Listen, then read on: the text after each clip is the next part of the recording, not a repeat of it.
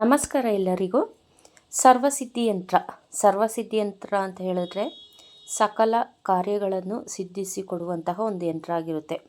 ನಿಮ್ಮ ಜೀವನದಲ್ಲಿ ಯಾವುದಾದ್ರೂ ಅಡೆತಡೆಗಳಾಗ್ತಿದ್ರೆ, ನೀವು ಅಂದ್ಕೊಂಡಿರೋಂಥ ಕೆಲಸಗಳು ನೆರವೇರಲ್ಲ ಅಂತ ಹೇಳಿದ್ರೆ, ಅಂದರೆ ಯಾವುದಾದ್ರೂ ವಿಘ್ನ ಬಂದರೆ, ನಂತರ ಏನೇ ಕೆಲಸ ಮಾಡೋಕ್ಕೋದ್ರೂ ಅದಕ್ಕೆ ಒಂದು ಭಿನ್ನ ಆದರೆ, ನಿಮ್ಮ ಮನಸ್ಸಿನಲ್ಲಿ ಇರುವಂತಹ ಬಯಕೆಗಳು ಈಡೇರುತ್ತೆ ಅನ್ನೋ ರೀತಿ ಇರುತ್ತೆ, ಆದರೆ ಈಡೇರಲ್ಲ.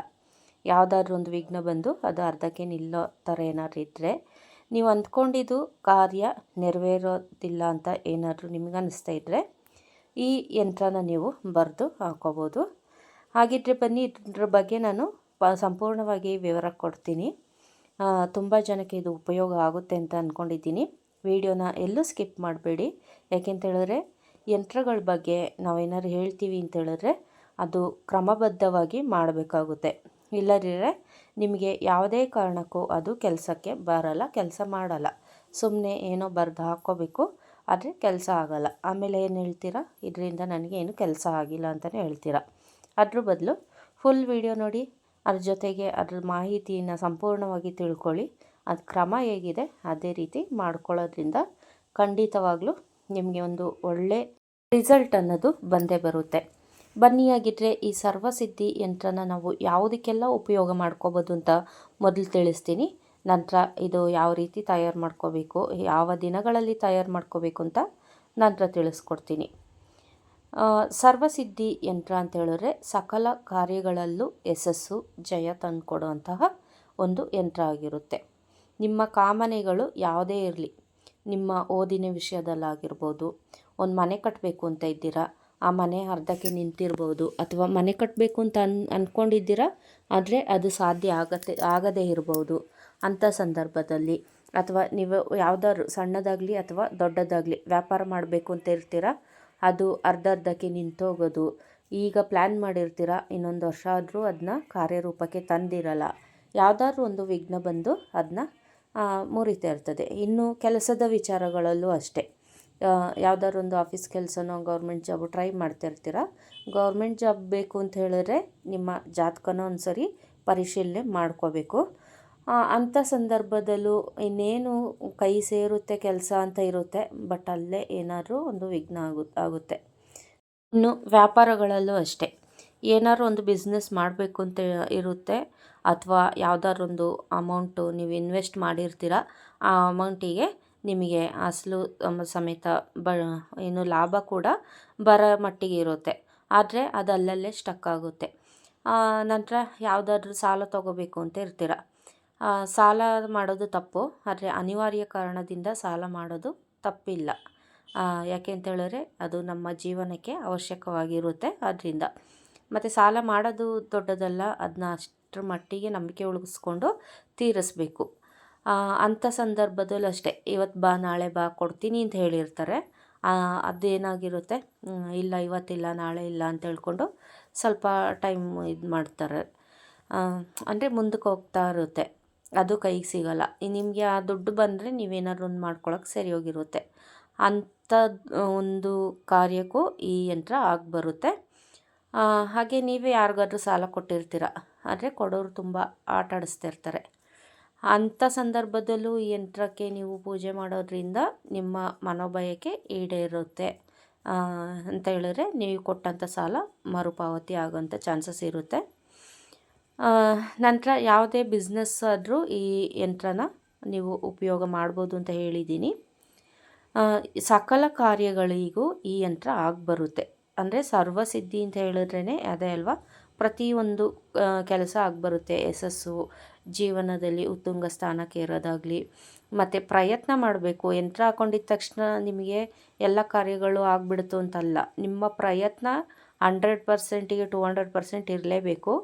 ಅದರಲ್ಲಿ ಯಾವ್ದಾದ್ರು ಒಂದು ವಿಘ್ನ ಅಂತ ಬಂದರೆ, ಒಂದು ಕಂಟಕ ಅಂತ ಇದ್ದರೆ, ಅಥವಾ ಅಲ್ಲಿ ಏನಾದ್ರು ಒಂದು ಅಡೆತಡೆ ಅಂತ ಇದ್ದರೆ, ಅಲ್ಲಿಂದ ನಿಮಗೆ ಈ ಯಂತ್ರ ಸಹಾಯ ಮಾಡುತ್ತೆ ಅದನ್ನ ನೆರವೇರಿಸ್ಕೊಡೋಕ್ಕೆ. ಎಲ್ಲನೂ ನಾವು ಪ್ರಯತ್ನ ಮಾಡದೆ ಕೂತ್ಕೊಂಡು ಯಂತ್ರ ಹಾಕ್ಕೊಂಡಿದ್ದೀನಿ, ಮಂತ್ರ ಹೇಳ್ಕೊಂಡಿದ್ದೀನಿ ಅಂತ ಹೇಳಿದ್ರೆ ಖಂಡಿತವಾಗ್ಲೂ ಯಾರೂ ಉದ್ಧಾರ ಆಗೋಕ್ಕಾಗಲ್ಲ. ನೀವು ಪ್ರಯತ್ನ ಮಾಡಿ, ಅದ್ರ ಜೊತೆಗೆ ಒಂದು ರೆಮಿಡೀಸ್ ಎಲ್ಲ ಈ ಥರದ್ದೆಲ್ಲ ಉಪಯೋಗ ಮಾಡಿ ಸರಾಗವಾಗಿ ನಿಮ್ಮ ಕೆಲಸ ಆಗುತ್ತೆ. ಹಾಗಿದ್ರೆ ಬನ್ನಿ ಈ ಯಂತ್ರನ ಯಾವ ದಿನ ಯಾವ ಟೈಮಲ್ಲಿ ಬರ್ಕೋಬೇಕು, ಹಾಗೆ ಹೇಗೆ ಬರ್ಕೋಬೇಕು ಅಂತೆಲ್ಲ ತಿಳಿಸ್ಕೊಡ್ತೀನಿ.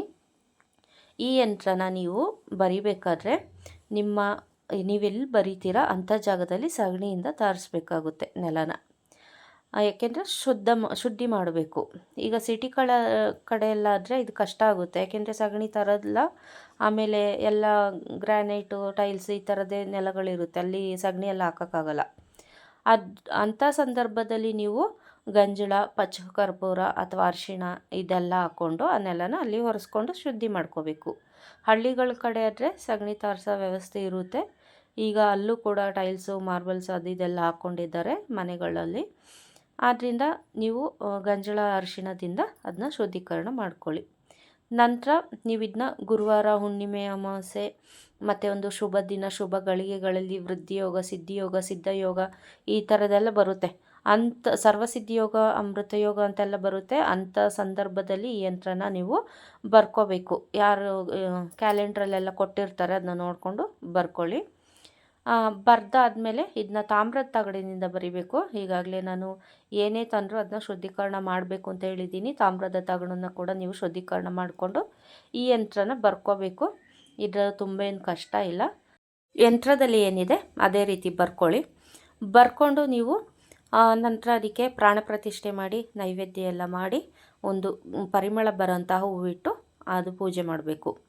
ಮತ್ತು ಆಕರ್ಷಣೆ ಅಂತ ಹೇಳಿದ್ರೆ ನಾವು ಗೋಲಗಂಜಿ, ಸರ್ವಸಿದ್ಧಿ ಬೇರು ಮತ್ತು ಉತ್ತರಾಣಿ ಬೇರು, ಎಕ್ಕದ ಬೇರು ಇಂಥದ್ದು ಮೂಲಿಕೆಗಳೆಲ್ಲ ಬರುತ್ತೆ. ಅಂಥ ಮೂಲಿಕೆಗಳನ್ನೆಲ್ಲ ಸೇರಿಸಿದ್ರೆ ನಿಮಗೆ ಇನ್ನೂ ಇದು ತುಂಬ ಬಲಿಷ್ಠವಾಗುತ್ತೆ. ಅಂದರೆ ಯಂತ್ರಕ್ಕೆ ತುಂಬ ಶಕ್ತಿ ಬರುತ್ತೆ. ಮತ್ತು ಮಯೂರಶಿಕೆ ಈ ಥರದ್ದೆಲ್ಲನೂ ಕೂಡ ನೀವು ಇದಕ್ಕೆ ಬಳಸ್ಬೋದು. ಹಾಗೆ ಅರಿಶಿಣ, ಕುಂಕುಮ, ಅಷ್ಟಗಂಧ ಇದನ್ನೆಲ್ಲ ಬಳಸ್ಕೊಳ್ಳಿ. ಇದನ್ನ ಯಾವುದರಲ್ಲಿ ಬರಿಬೇಕು ಅಂತ ಹೇಳಿದ್ರೆ, ಒಂದು ಮಲ್ಲಿಗೆ ಕಡ್ಡೀಲಿ ಬರೆದ್ರೆ ತುಂಬ ಒಳ್ಳೆಯದು. ಇಲ್ಲ ಮಲ್ಲಿಗೆ ಕಡ್ಡಿ ಎಲ್ಲ ನಂಗೆ ಸಿಗಲ್ಲ ಅಂತ ಹೇಳಿದ್ರೆ ಒಂದು ತ್ರಿಶೂಲದಲ್ಲಾದರೂ ಬರ್ಕೊಳ್ಳಿ. ಈಗಾಗಲೇ ಯಂತ್ರಗಳನ್ನೆಲ್ಲ ಹೇಗೆ ತಯಾರಿಸ್ಬೇಕು ಅಂತ ಹಿಂದಿನ ವೀಡಿಯೋಗಳಲ್ಲೆಲ್ಲ ಹೇಳಿದ್ದೀನಿ. ಅದ್ರ ಜೊತೆಗೆ ಯಂತ್ರಗಳಿಗೆ ಯಾವ ರೀತಿ ಮೂಲಿಕೆಗಳು ಹಾಕಬೇಕು ಅಂತ ಕೂಡ ನಾನು ಹೇಳಿದ್ದೀನಿ.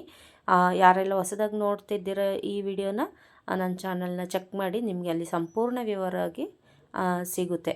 ಹಾಗೆ ಇದಕ್ಕೆ ಮಂತ್ರ ಕೂಡ ಇದೆ. ಮಂತ್ರನ ನಾನು ಡಿಸ್ಕ್ರಿಪ್ಷನಲ್ಲಿ ಹಾಕಿರ್ತೀನಿ. ಅದನ್ನ ನೋಡಿಕೊಂಡು ನೀವು ಯಂತ್ರ ಬರೆಯೋ ಸಂದರ್ಭದಲ್ಲಿ ಆ ಮಂತ್ರ ಹೇಳ್ಕೊಂಡು ಬರೀರಿ. ಇದರಿಂದ ನಿಮಗೆ ಸಕಲ ಕಾರ್ಯಗಳು ಸಿದ್ಧಿಯಾಗುತ್ತೆ. ಯಾವುದೇ ಅಡೆತಡೆಗಳಿಲ್ಲದಂಗೆ ನಿಮ್ಮ ಜೀವನದಲ್ಲಿ ನೀವು ಸಕ್ಸಸ್ ಅನ್ನೋದನ್ನ ಪಡಿಬಹುದು. ಈ ಯಂತ್ರದಿಂದ ನಿಮಗೆ ತುಂಬ ಉಪಯೋಗ ಆಗ್ಬೋದು ಅಂತ ನಾನು ಅಂದ್ಕೊಂಡಿದ್ದೀನಿ. ಈ ವಿಡಿಯೋ ನಿಮಗೆ ಇಷ್ಟ ಆಯಿತು ಅಂತ ಹೇಳಿದ್ರೆ ನಿಮ್ಮ ಫ್ರೆಂಡ್ಸ್ಗಾಗಲಿ ಅಥವಾ ನಿಮ್ಮ ಬಂಧುಗಳಿಗಾಗಲಿ ಶೇರ್ ಮಾಡಿ. ಹಾಗೆ ಹೊಸಬ್ರು ನೋಡ್ತಾ ಇದ್ದರೆ ಸಬ್ಸ್ಕ್ರೈಬ್ ಮಾಡೋದು ಮರಿಬೇಡಿ. ಮುಂದಿನ ವಿಡಿಯೋದಲ್ಲಿ ಹೊಸ ವಿಚಾರದೊಂದಿಗೆ ಸಿಗೋಣ. ಹಾಗೆ ನಿಮಗೆ ಯಾವುದಾದ್ರೂ ಯಂತ್ರ ಬೇಕು ಅಂತ ಹೇಳಿದ್ರೆ ಡಿಸ್ಕ್ರಿಪ್ಷನಲ್ಲಿ ಕಮೆಂಟ್ ಬಾಕ್ಸಲ್ಲಿ ನೀವು ಹಾಕ್ಬೋದು. ಆ ವಿಡಿಯೋ ಆ ಯಂತ್ರದ ಬಗ್ಗೆನೇ ಆ ವಿಷಯದ ಬಗ್ಗೆನೇ ನಾನು ಮಾತಾಡ್ತೀನಿ. ಹಾಗೆ ಯಾವುದಾದ್ರೂ ಮಂತ್ರ ಬೇಕು ಅಂತ ಹೇಳಿದ್ರು ಅದು ಕೂಡ ನೀವು ಕೇಳ್ಬೋದು.